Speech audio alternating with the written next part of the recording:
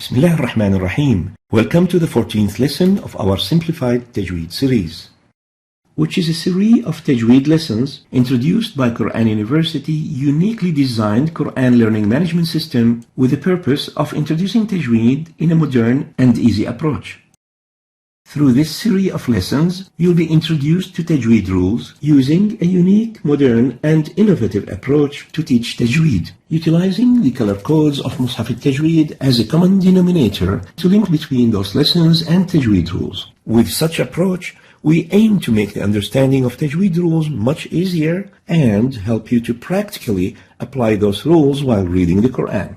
So let's start Bismillah ar-Rahman ar-Rahim with our topic for this lesson, which is Ikhfaa for Nun Sakinah and Tanween.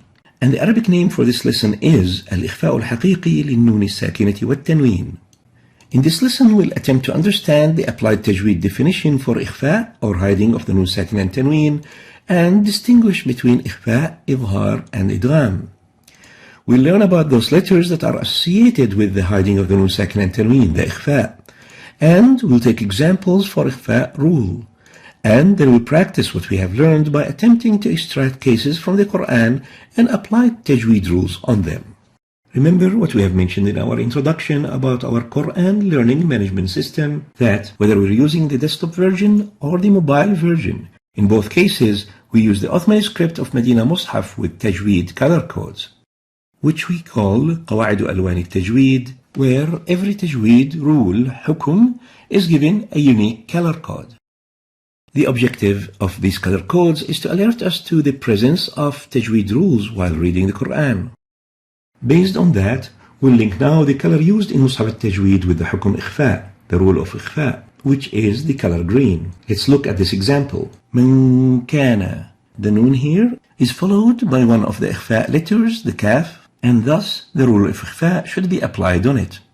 So if we look among the colors used in this Tajweed colors legend, we'll find the color green, which indicates the hiding, the Ikhfaa, or the Ghunnah. And if we search in this Quran page for a Noon or Tanween, given the color green, we'll find Min Sharri. Min Sharri. We'll find here that we pronounce the Noon somewhere in between the Idhar and Idgham with Ghunnah. And that's basically our lesson for today, which is Ikhfaa, which is given also the color code of green. Now, we're going to remind you with the relationship of Tanween and still Noon. So, what's Tanween and what's the relationship of Tanween and Nun Sakinah? As we said, Nun Sakinah is basically one of the letters of the alphabet with a sukun, which is still, meaning having no harakah, no movement. Now, the Tanween, it is an extra Nun Sakinah added to the end of a name, any name. And it's written in the format of duplicate Fatha or duplicate Kasra or duplicate Dhamma. So there are three types of Tanween. Tanween with Fath, Tanween with Kasr, Tanween with Dhamm. And the example is as we see here for the word Kitab. Kitab is a book.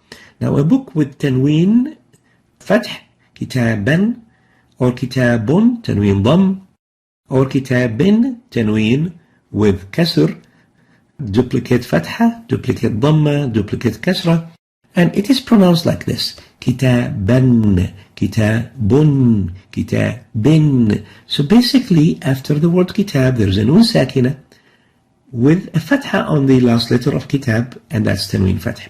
So Nun Sakinah is basically a part of Tanween. So Tanween, the word Tanween means adding a Noon. Noon, Tanween. So thus we conclude that the Tanween adds a Nun Sakinah to the end of the word, and accordingly, same rules of Tajweed that applies for the Nun Sakinah would automatically applies for the Tanween. In the previous introduction about Nun Sakinah and Tanween, we mentioned that there are four possible Tajweed rules that would arise from the Nun Sakinah or Tanween convergence, meaning meeting with another letter of the alphabet. And those four possible rules were Iqlab, Idgham, Idhar, and Ikhfaa.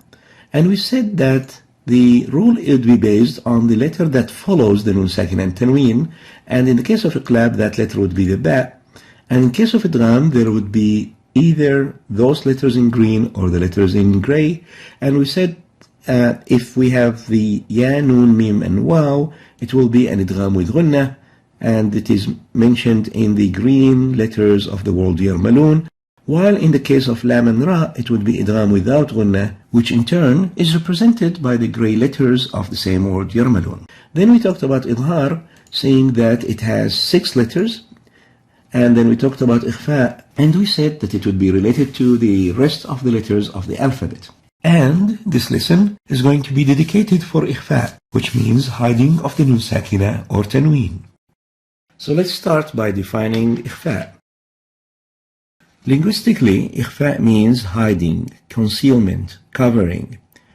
But in Tajweed science, the ikhfaa means a light pronunciation of the still nun, the nun sakinah, which is somewhere in between idhar and idgham, yet preserving the ghunnah. With the first part, it means that we have to avoid clear exposure. We're not doing idhar. And with the second part of the definition, it means that we need to keep the ghunnah characteristic while merging the nun sakinah with the letter after it. So why do we call it ikhfaa? Where does the name come from? The name is indicated because we hide the oral articulation of the nun, yet we preserve its nasal articulation.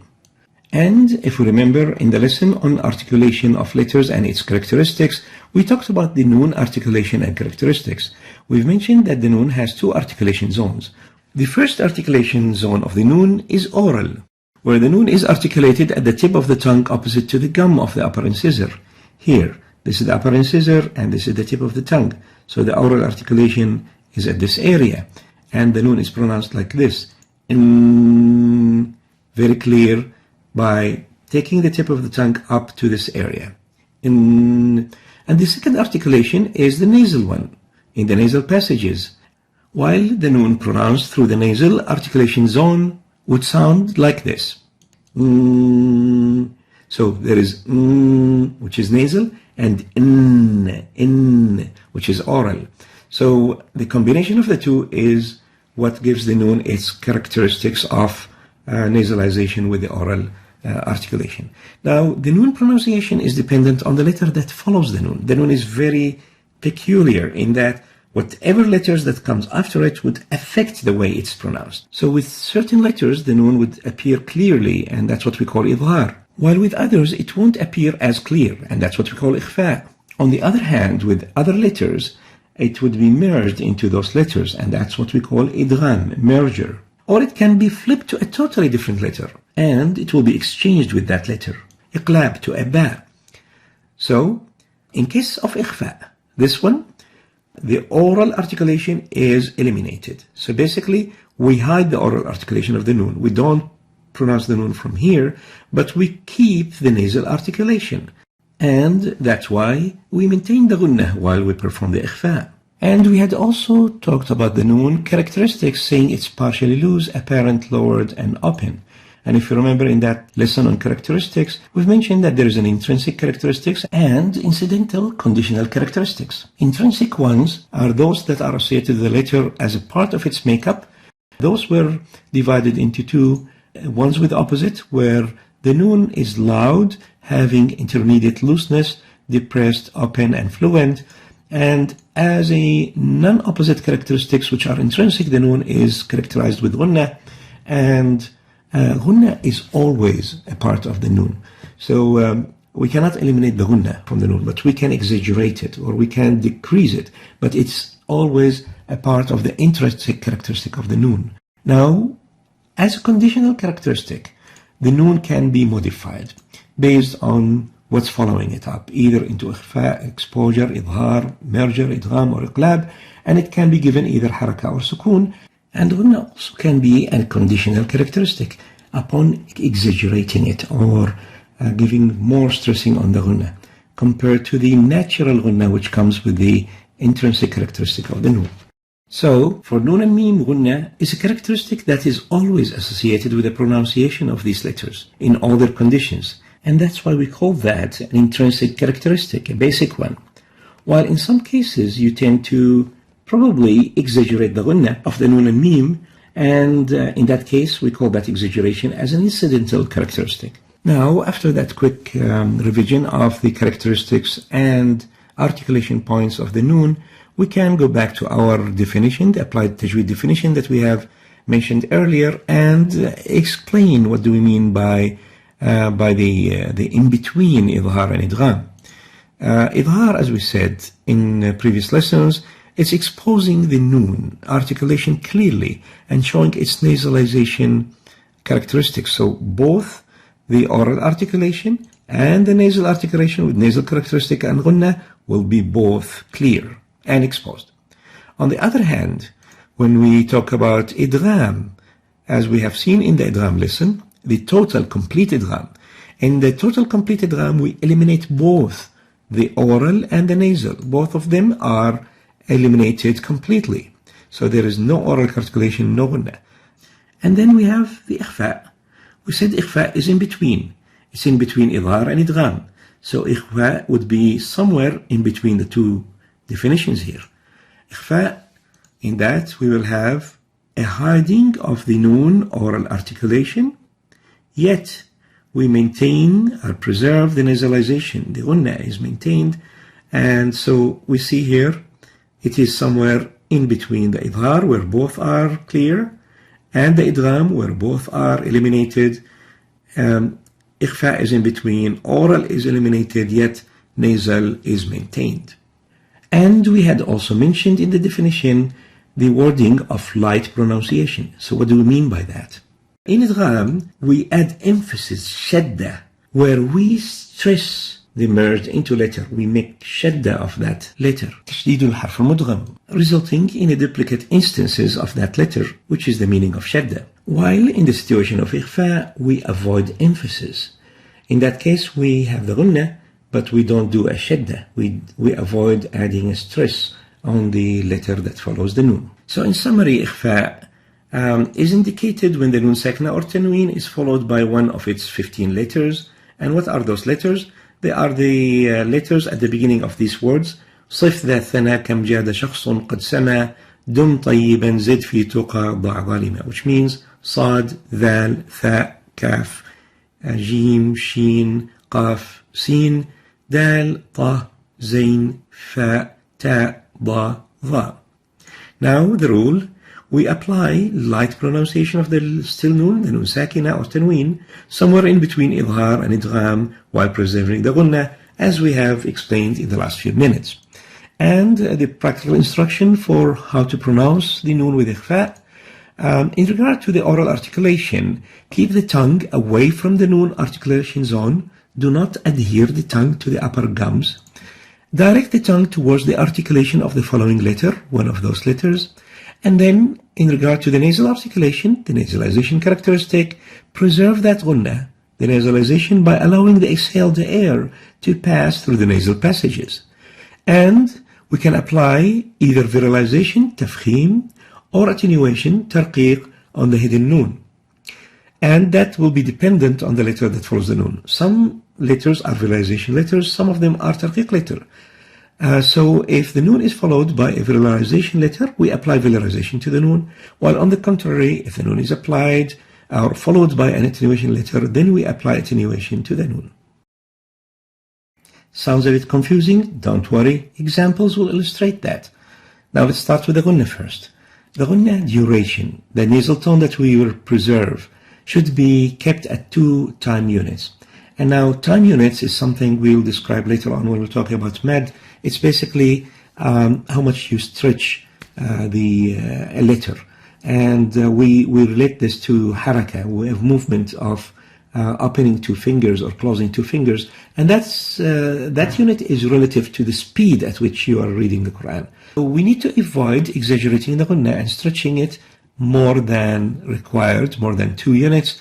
Example of that is kuntum, kuntum. Now, if we extend the ghunnah of the noon, it will sound like kuntum, as if there is a wow, a vowel intonation would appear, and that kuntum is wrong. So we shouldn't exaggerate it more than the 2 units. That is reasonable for it. Kuntum. Now, velarization. As we said, if the noon is followed by a velarization letter, which is one of those letters, then we velarize the noon. So let's listen here. من طين من طين أن صدوكم. So there's a ta. There's a ta, one of those velarization letter, and there's a sad here. So we keep the velarization of the hidden nun. من طين أن صدوكم. Now this will be more clear once we look at the opposite, at the attenuation. The attenuation, any other letter other than those would be considered as an attenuation letter. And the example is a ta. Ta is not among the khuss, ضغط, and qidh, those letters. So, وَمَن تَاب, وَمَن تَاب, وَمَن تَاب. We realize that the noon is not heavy, does not have resonance, does not have depth, and is not having tafkhim, velarization. On the contrary, it is simple, it is attenuated. So, من طين أن صدوكم versus ومن تاب. We'll proceed now to much more examples that will make you understand Ikhfaa on a practical basis. These are the examples. As we said, the Ikhfaa letters are صف ذا ثنا كم جاد شخص قد سما دم طيبا زد في تقى ضع ظالما.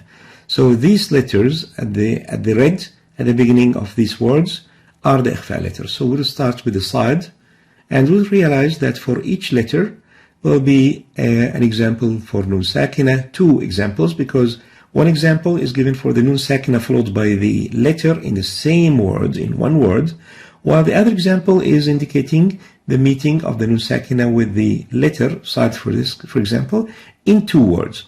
Now Tanween always happens in two words. And so we'll start with the first example, which is ينصرون.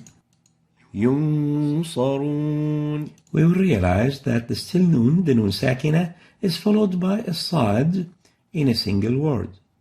Now, if we want to apply Ikhfaa on it, we will hide the Nun Sakinah, we'll hide the Nun, and we will keep the Ghunna for 2 units. Let's listen to Shaykh al-Husri pronouncing Ikhfaa of this Nun Sakinah.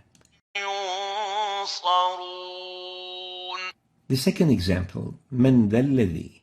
Here we're taking the Nun Sakinah with a Dhal in two words. من ذا الذي. Nun Sakinah followed by Dhal with Fatha in two words.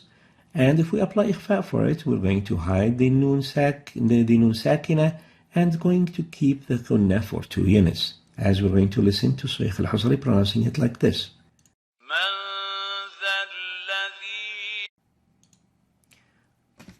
Another example, min thamarihi.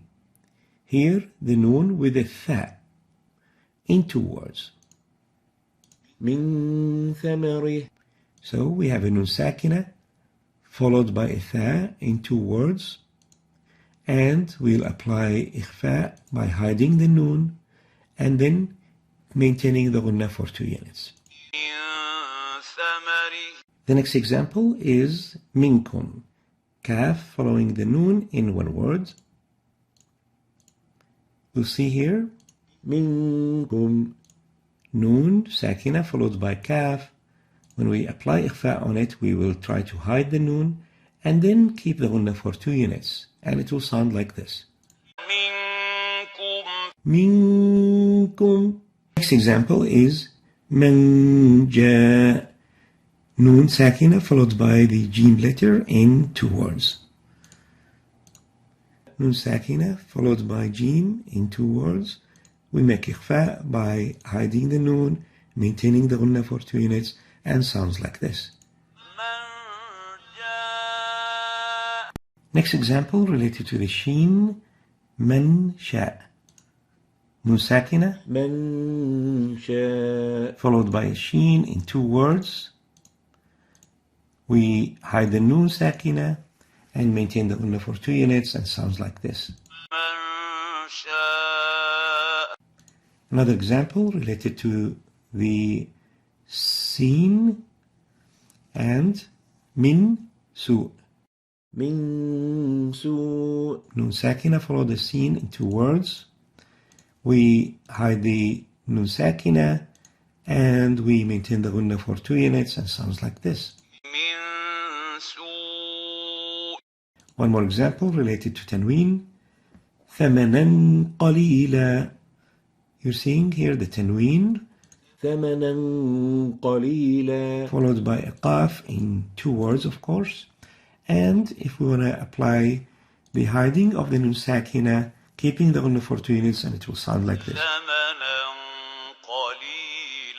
Next example is for the dal, andada. We realize here that the nun sakinah and the dal came in a single word. If we want to apply ikhfa, we're going to hide the nun and extend the ghunna for 2 units. Next example is min tayyibat, ta with nun sakinah in 2 words. Nun sakinah followed by a ta in 2 words. We apply hiding for the nun and keep the ghunna for 2 units, and it will sound like this. Min tayyibat. Another example, يومئذ زرقا. Here we have a tanween followed by a zain, harf zay, in 2 words, and we will hide the nun sakinah of the tanween and keep the ghunna for 2 units. Next example is al-anfal. Here we have a nun sakinah followed by a fa in a single word. If we want to hide this nun sakinah, we're going to hide it and keep the ghunna for 2 units, and it will sound like this.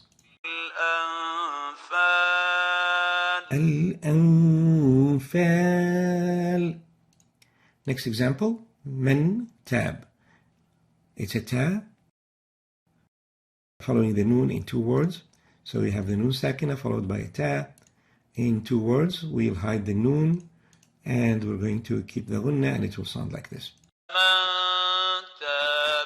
Now, one more example, mandud. We have here the nun sakinah followed by da in a single word. Now we're going to hide the nun and we're going to apply the ghunna, and it will sound like this. The last example is a dha, dhalima. Here we have a nun sakinah with a dha in a single word. And if we want to hide the nun sakinah and we keep the ghunna, it will sound like this. And now let's apply some practical experience on what we have just learned by trying to extract ikhfa from these pages of Quran and try to conclude the related tajweed rule. So basically we're going to look for a nun sakinah or tanween with the color green. And first example is min qablik, min qablik. Another example, afaman zuyyina. Third example for tanween, hasanan fa'inna, sahaban fasuqna, mayyitin fa'ahyayna, man kan, min turab. More examples. Again, looking for the green nun in a single word. فأنجيناكم وأنتم تنظرون ليلة ثم. Here we have a tanween followed by a tha. عنكم. One more here. أنفسكم. Another one. عند. And now we can conclude this lesson by summarizing it into a single slide. Ikhfa letters are 15 letters that are summarized or grouped at the beginning of these words. صف ذا ثنى كم جاد شخص قد سما دم طيبا زد في تقى ضع ظالما. Now the rule of ikhfa is to hide the still nun, nun sakina, or the tanween upon meeting one of these 15 ikhfa letters, either in a single word or 2 words. While remember, tanween only happens in 2 words. How to perform ikhfa? You hide the oral articulation of the nun and preserve the nasal articulation of the nun, preserving or maintaining ghunna characteristic, the nasal tone, for 2 time units. To symbolize Ikhfaa in Mus'haf al-Tajweed is given a color green. Now that's given to the Nun Sakinah, which is preceding the Ikhfaa letter, or the Tanween that precedes the Ikhfaa letter. Examples were given for both Nun Sakinah in its two situations, in a single word or in two words, and for Tanween, which only happens in two words. And with this quick summary, we reach the conclusion of this lesson on Ikhfaa for Nun Sakinah and Tanween. We ask Allah subhanahu wa ta'ala that بعونه وقدرته that the Quran Learning Management System برنامج الجامع لحفظة كتاب الله would help you, inshallah, to improve your tajweed and improve your tilawah and help you in improving your recitation and help you, if you want, in memorizing the Quran and to help you understand the Quran in the proper way. As we reach the end, we ask Al-Mawla Azza wa Jal أن يتقبل منا هذا العمل. We ask Allah Almighty to accept this work from us, and we ask you to make dua for those who participated in making this work come to life and reach you. Hoping you all the best. Wassalamu alaikum wa rahmatullahi wa barakatuh.